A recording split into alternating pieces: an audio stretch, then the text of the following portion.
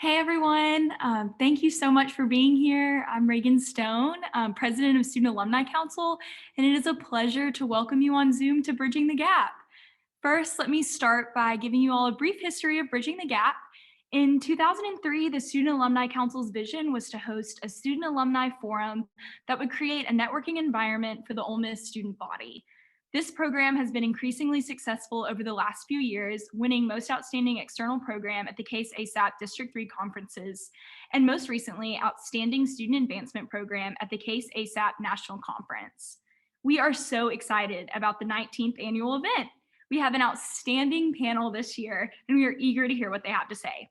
So to get us started, I would like to turn it over to our Student Alumni Council Vice President of External Affairs, Mary Collins West.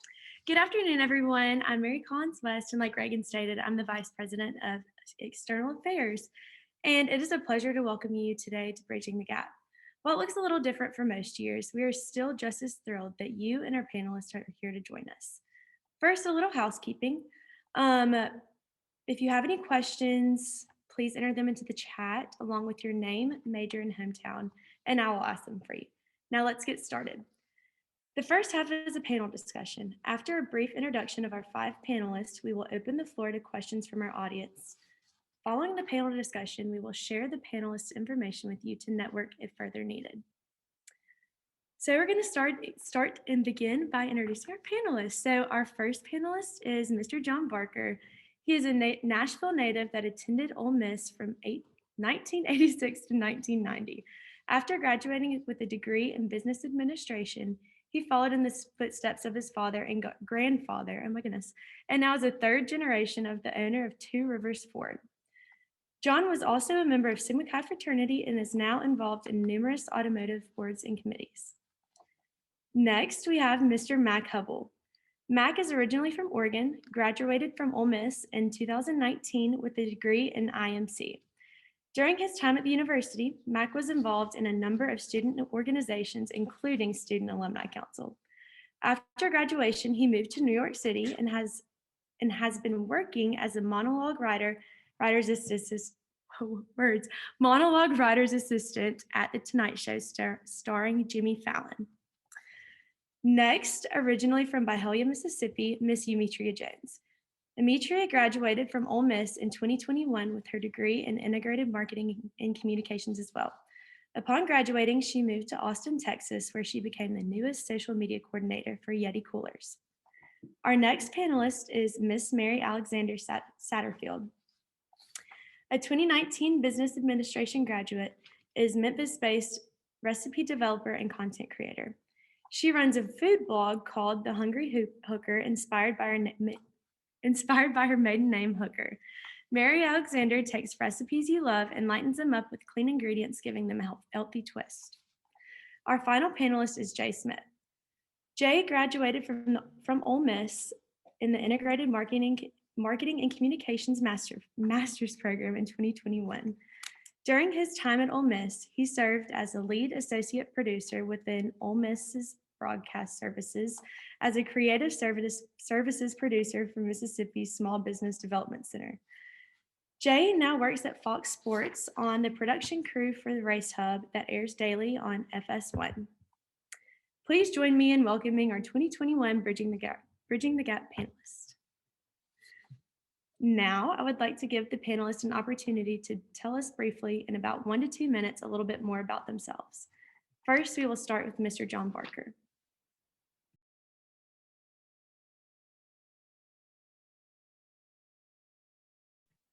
Mr. Barker, you're on mute.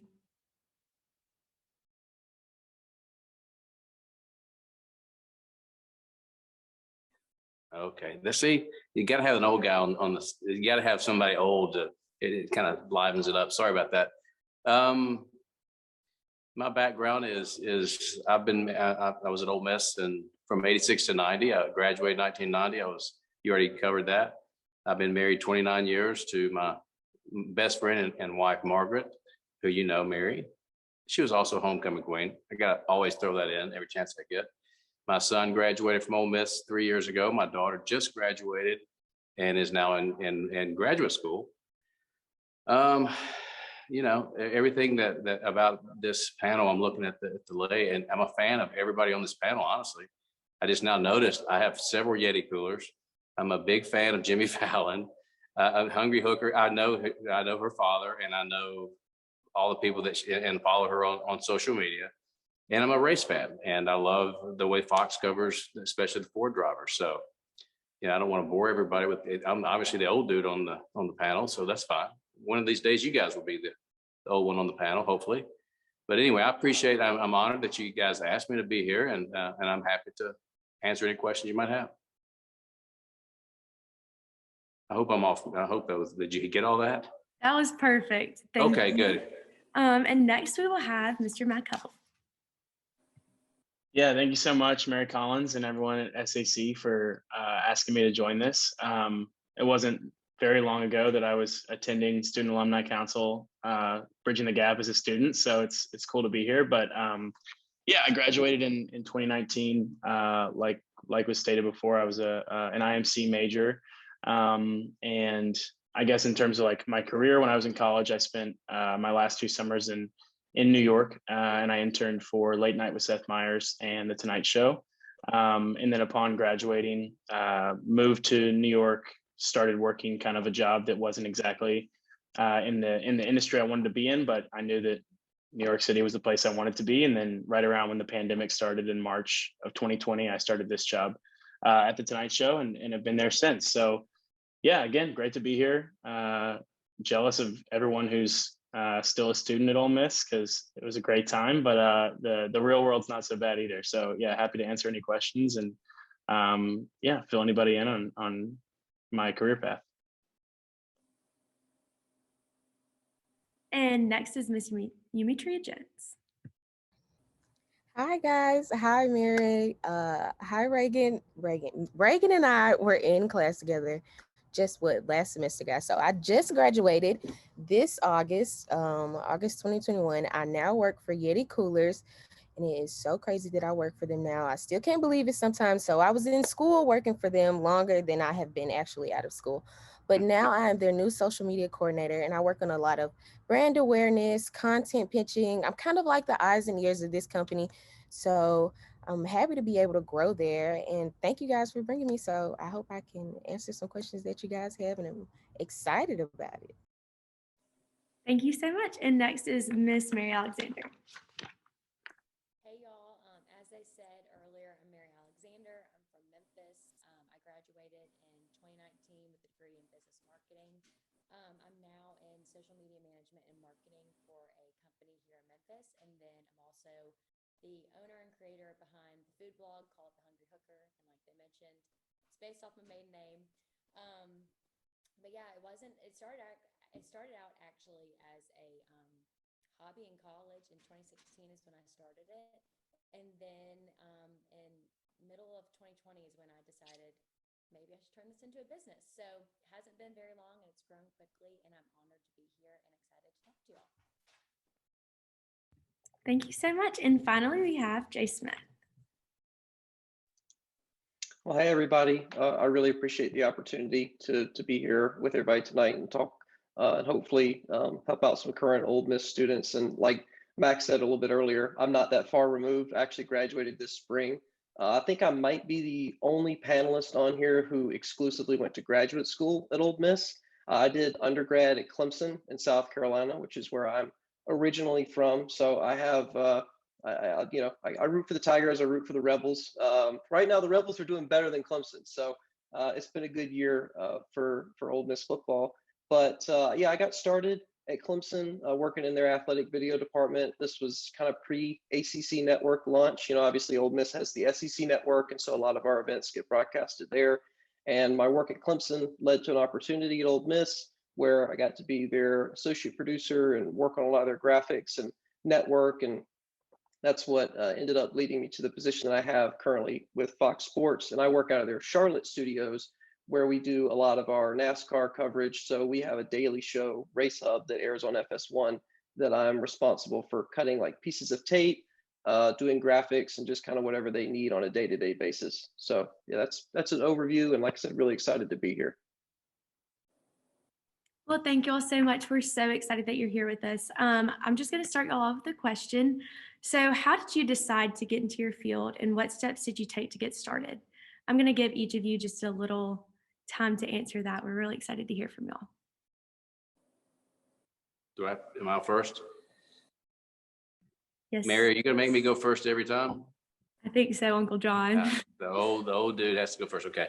Well, I knew when my grandfather and father were owned automobile dealerships, then I kind of knew I wanted to do that, but I wasn't sure. And when I graduated, my father said, you're gonna work somewhere else for 1 year until you learn what it's like not to work in a family business and appreciate what it takes to learn something where you're not working for your father, your grandfather. So I kind of knew my path, but at the same time, I wasn't 100% sure. I even thought I might work at FedEx someday. And that was because it was close to Oxford, and that's when FedEx was really starting to become what it is today. So, it's not the typical path because, sometimes it seems like it was already pre-paved, which it was in a way, but I still had an opportunity. He gave me the opportunity to really explore and see, is this really what you want to do? Because it's a commitment.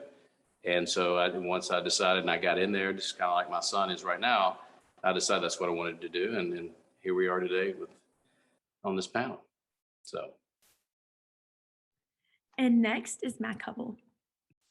Yeah, I guess I sort of had like a propensity growing up to be like a class clown, or I guess just like I got in trouble in class a lot, and I always kind of in the back of my mind thought it would be awesome to go into comedy writing, that kind of thing.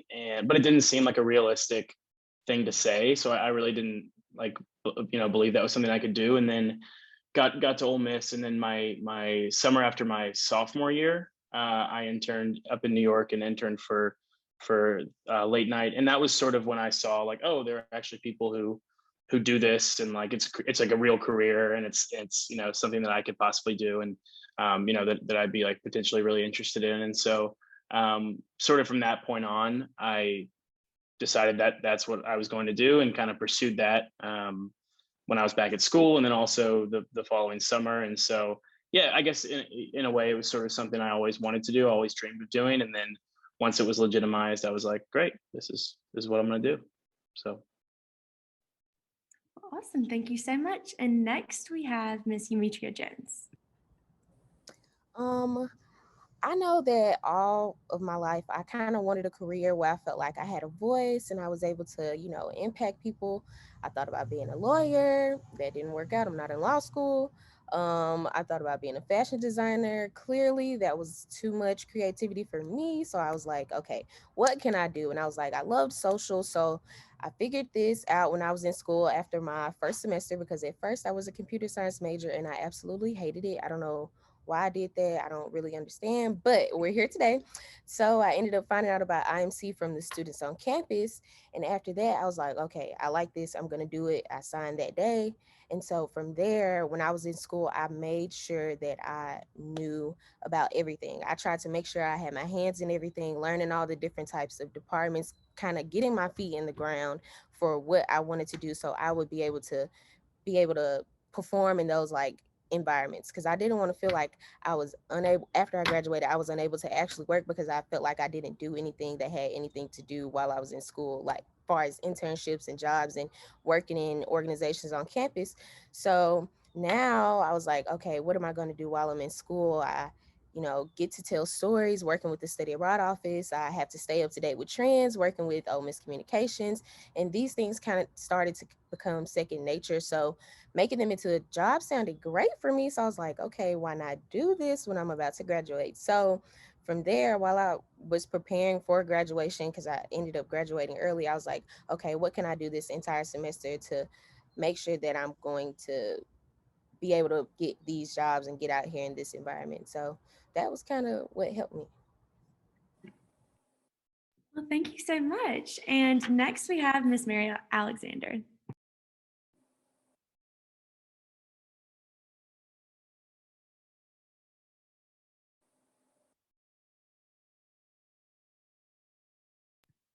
We can't hear you.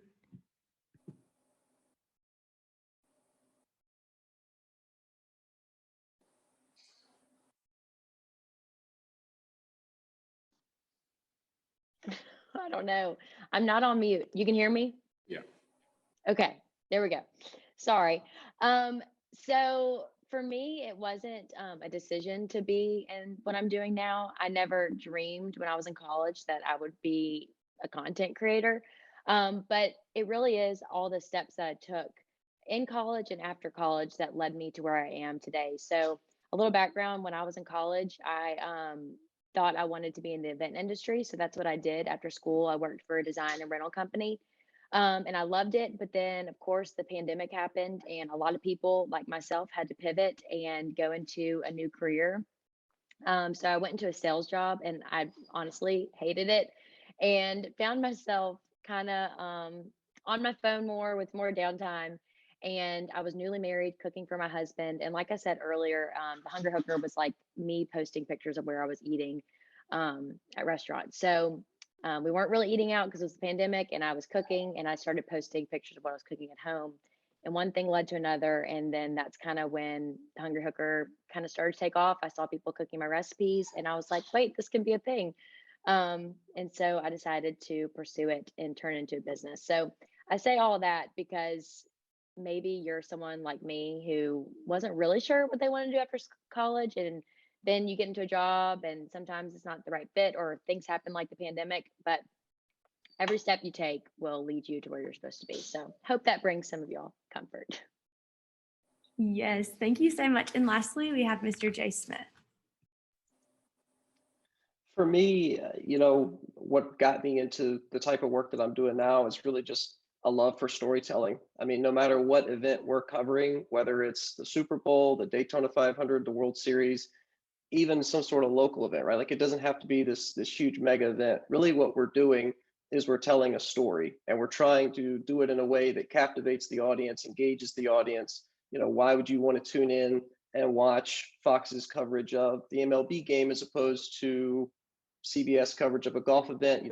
There's so much stuff out there that's competing for attention. And it's not just live stuff anymore. I mean, you have streaming, you have social, you have all these different platforms. Max over there competing with all the other late night TV shows, and they're trying to bring the audience to the Tonight Show. So for me, just storytelling and being able to do that in a creative way, but then also being realistic, because I've done a couple hundred broadcasts now, live events throughout my time in college at Clemson, Ole Miss in grad school, and now at Fox, and not a single one of them's ever been perfect, and they're never going to be perfect, because at the end of the day, you have maybe 10 to 12 humans in a control room pushing a bunch of buttons, and something's inevitably going to go wrong. And I don't know if anybody has seen this, but a couple of days ago, there was a playoff baseball game on Fox, and we had debuted a new graphics package for our postseason MLB coverage.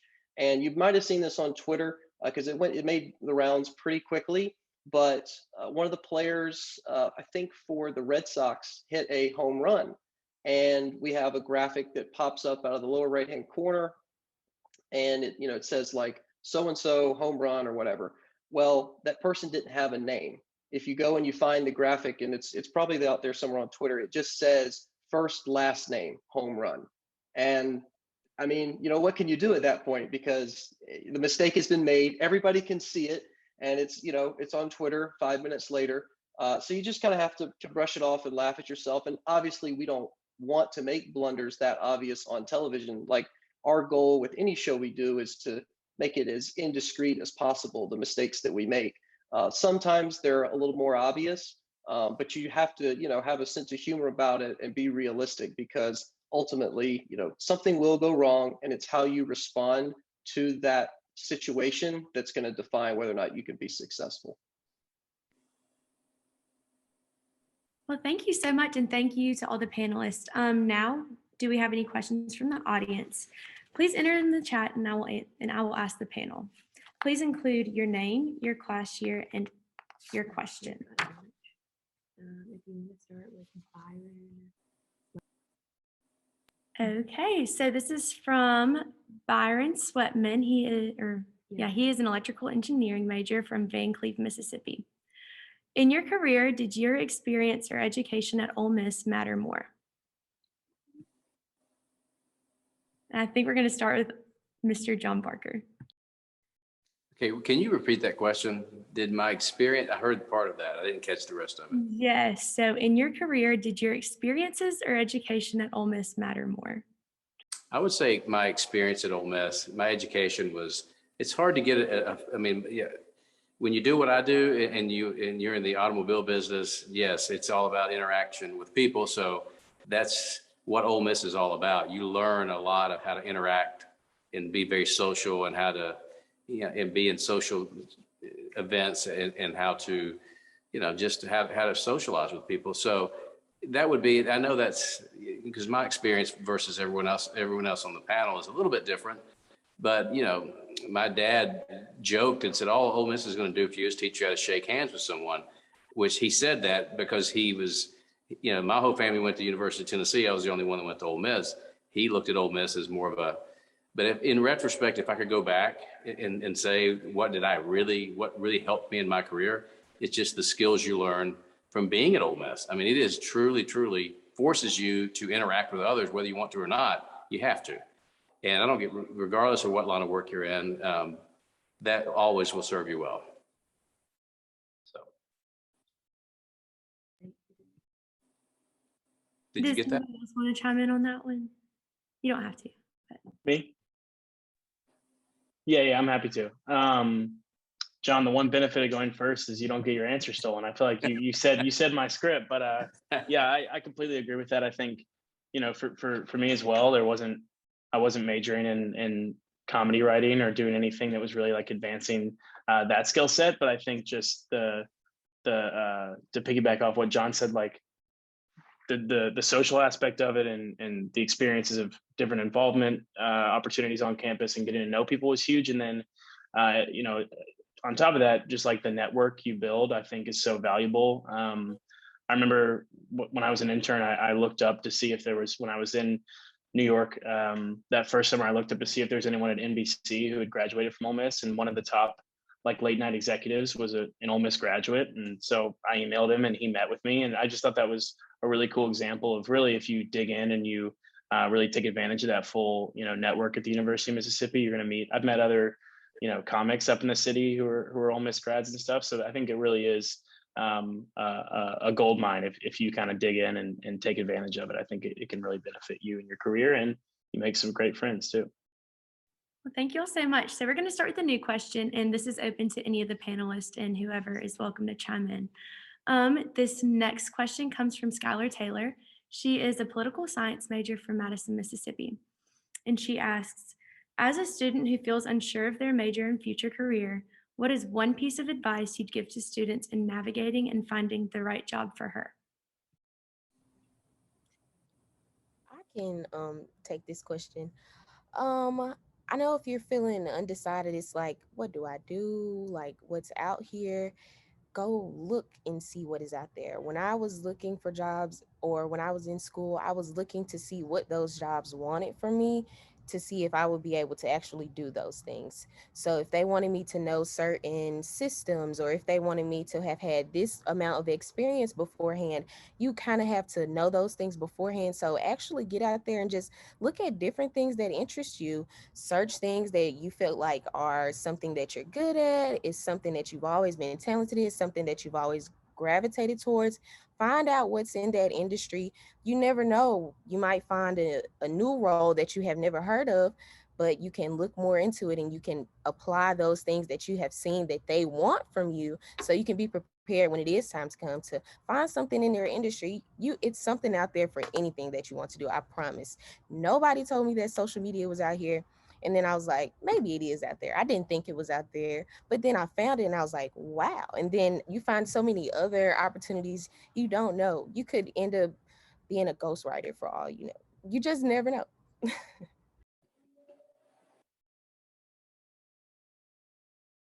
Does anybody else want to chime into that one, or we can go on to the next one? Okay. And the next question is from Natalie Sweezy. She's a finance major, and she asks, how would you advise students to start standing out now before completing internships or job interviews? Does it really matter how good your resume is? I'll start. Honestly, Okay, go ahead. oh, I'll be brief. You know, honest, if you graduate from Ole Miss with all the distractions, and this is from a 50-year-old's perspective, you know, that says a lot about who you are. If you can survive Ole Miss with all the distractions from, there's so many, your personality and how you handle an interview shines out more than your resume.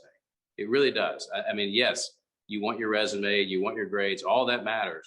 But ultimately, how you interact in the interview process, how social, how, what are your skill sets, sitting across from someone, speaking to someone like we are tonight, matters as much. It's 50-50. How you interview and your grades, the grades may be a tiebreaker, but ultimately it's how do you handle yourself in a setting just like this? Can you carry on a conversation? I mean, are you the type person that can at least have a normal conversation, very social? That matters as much. I mean, you could have a straight A, but you're horrible in person. You don't know how to talk to people. Ultimately, that may cost you. So I would work on your skills, your skill set of how do you interact with it's just two people having a conversation. Just, Mac hit the nail on the head. How you're in social situations constantly, and how you handle that really does matter. I know that may not be hard to believe, but take it from someone that's been around for a while. It really matters. How well can you verbalize your thoughts? Well, and to add to your point, for me, and I don't know if anybody else experienced this being recent grads, but for me, all of my interviews were virtual. I had a couple of different rounds with Fox, and they were all virtual.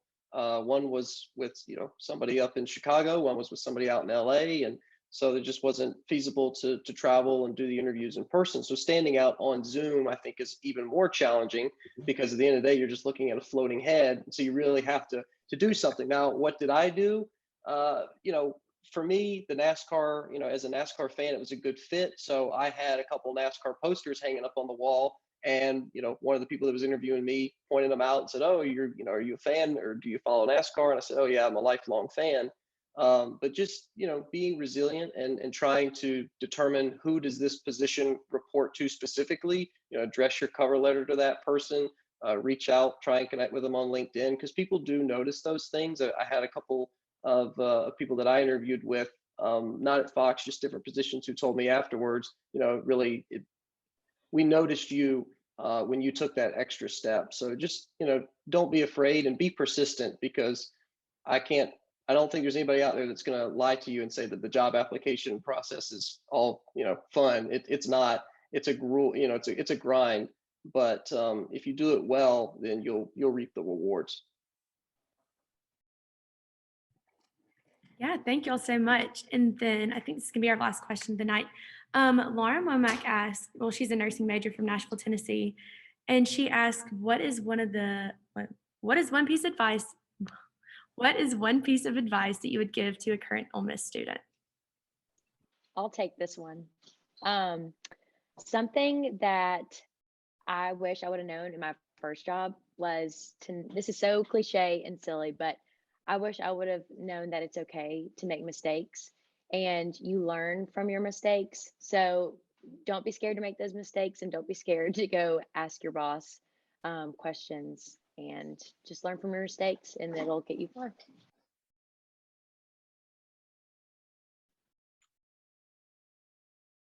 Yeah, I'd say two. One thing is, I think, just enjoy the time you have. That's in school. I think it's so short, and by the time you hit around mid sophomore year, you feel like the pressure to start figuring out like what your life is going to look like even a year ahead. But sometimes you're like, I need to know what I'm going to do for the rest of my life, and it just really it does for some people, but I think for most of us, that's a process. And so let yourself enjoy like the time you have, like because you'll never have, I'm sure you've heard this like a million times, but you'll never have this much free time in your life. Work will soon become like your main thing. So enjoy that. And then I would just say to kind of a piece of advice like my dad gave me is to say what you want to do out loud, like really own what you want to do. And even if it seems like something that you couldn't do, or something that you're afraid to do, I think the more you sort of like say like, yeah, like this is what I'm passionate about and I'm going to follow, I think it becomes like a more attainable goal, and you also will find other people who are interested in doing those things. But yeah, I think enjoy your time and follow your passions, and you'll be all set. Okay, so we also just had another really great question coming in that kind of bounces off of that. It's from Emmeline Darnell. She's a sophomore from Illinois studying accountancy. And she asks what the most influential piece of advice that you've received regarding your career has been.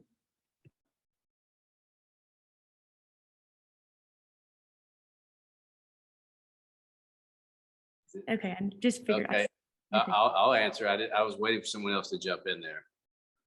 Influential advice. In my career, it was so long ago. When I was, I'm way older than most people that are probably watching or listening. That when you decide whether it's your career, there's two types of people you're going to meet in life: people that have jobs or people that have a career. Job, or someone has a career. Both are important.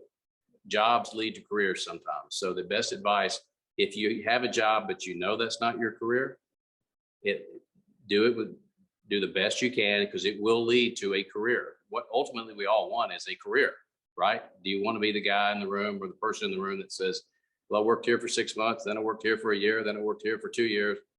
Ultimately, the job that you take right out of college or 2 jobs later will lead you to a career if you're willing to completely give it.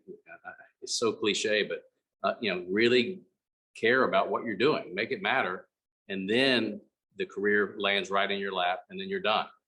Everything, you've got the same job for 25 years going, and that's what we all want. So, and that's a long-winded way of saying, do a great job at your first job or your second. It will lead to your dream job, if that makes sense. So, Yeah, never turning down an opportunity. That's one that stuck with me. I mean, it doesn't really matter, and that's what I tried to do at Clemson. I mean, I did all sorts of different things. It took me a year to get my foot in the door, but I was a camera operator. I did our replay system. I did audio work. I did shading work. I did anything they'd let me do. And because of that, those 3 years of doing all those different things, when I interviewed with Ole Miss for that position there for grad school, I mean, they were like, yeah, you're a perfect fit. You've got experience in all these different things, and you would complement our team well. And then obviously that opportunity led to where I'm at now. So, I mean, you just never say no and never turn anything down. And yeah, you're going to be low on the totem pole. Everybody is, we all are. And I mean, I still am. I'm just, we're all very fortunate that, we were able to grind it out and get to where we are today. And lastly, I was just going to say a piece of advice that just really stuck with me was just to trust the process. There's like no way you can get around trusting this process. It does not make sense all the time, but you have to trust it and just keep working that grind. And I promise you, it is going to work. When people say that, it seems like it doesn't work, but I promise you, in the end, you'll look back and you'll be like, oh my gosh, I did all this and it actually worked. If you just keep putting that work in, you're going to be able to do it. So don't feel discouraged. I know we can get discouraged a lot in school, but what you're doing is going to lead to something greater. School is only a certain amount of time. You have plenty of time to worry about other things. So just trust the process while you're in it. Okay, I know we keep saying last question, but I'm on here and I have something that I want to ask really quickly before we all leave. I think I think you've all done such a wonderful job of like laying out that it's not always perfect when you get into your career, and that, things don't always go as planned, and that's maybe the beauty of it. But we had somebody ask, what was your biggest challenge to overcome when it came to working towards the success that you have now? So if anyone wants to touch on that, I think that would be great. Well, I'll go first then. Once again, my biggest challenge was, the best.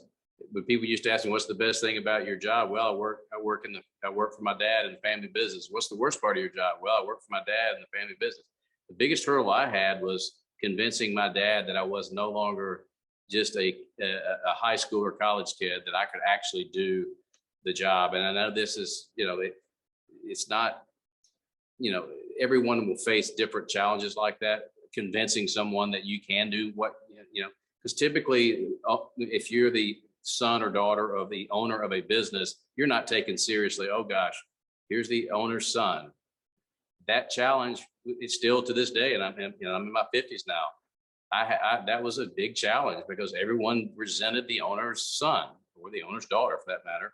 So you had to work almost twice as hard to prove that you didn't take it for granted and you could do the job. So that may not be the answer you were looking for, but in my experience, that was something that even to this day I still feel like I'm trying to prove myself, and I'm old. So, but don't worry about that. If you do what you're supposed to do, you don't have to apologize for anything. Just carry on. Just kind of piggybacking off of that, especially my first job, I was so insecure about being the youngest in the office. And that's going to be a lot of you. And I think to his point, if you just give your all and work your hardest, it doesn't matter what age you are, give 100% and do the best you can, and you'll get your confidence and your age won't matter. Absolutely.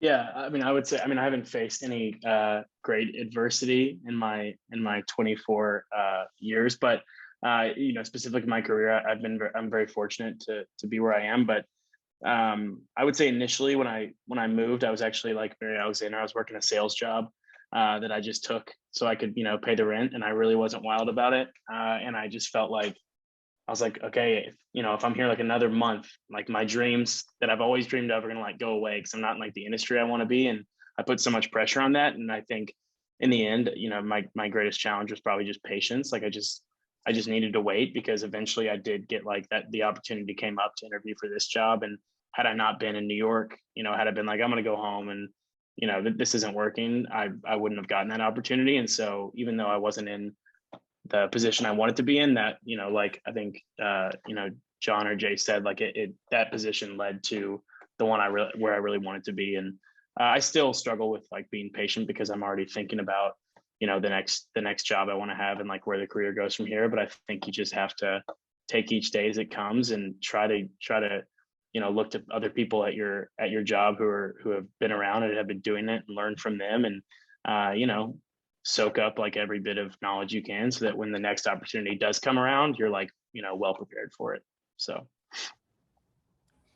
Yeah, and for me to go off of Mary and Mac also, I'm 21. I just graduated school. I felt like when I first started, I really couldn't say anything, but I was like, man, I wish I would have just came out with it more, because now I'm in a position where they're encouraging me to just come forward with all those ideas. Whatever you think of, literally write it out, go for it, tell somebody else. You don't know what you don't know. So if you never get the no or get the yes, you don't know what it could have been. So please just go for all those ideas. It doesn't matter what position you're in.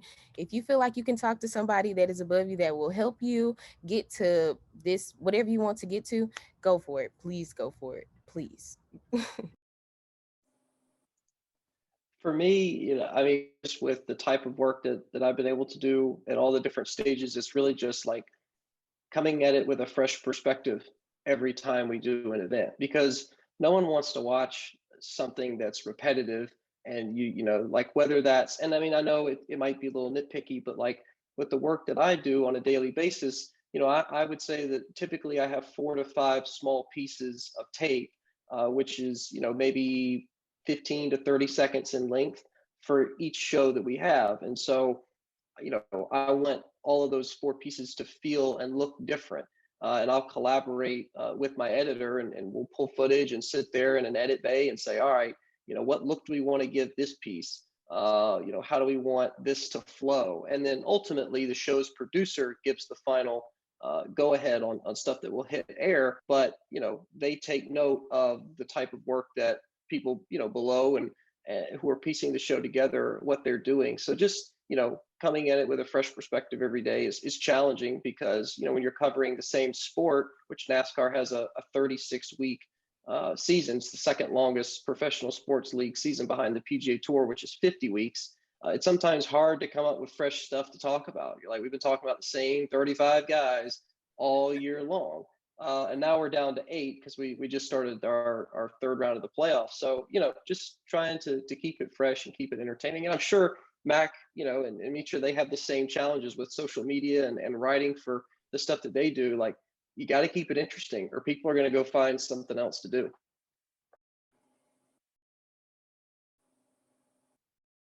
Well, thank you all so much for all of your time and your answer. Unfortunately, our time for our panel discussion is up. Thank you all to the panel for taking your time to be with us today and giving us such great advice. If you're willing, please share your contact information in our chat to further the discussion. I encourage all of you students to take advantage of this opportunity. Thank you all for coming and hotty toddy. Yes, thank y'all so much. It's just a pleasure to have you all here. And I know that every single member of Student Alumni Council and all of the Ole Miss students that were here listening really appreciate it. So thank you.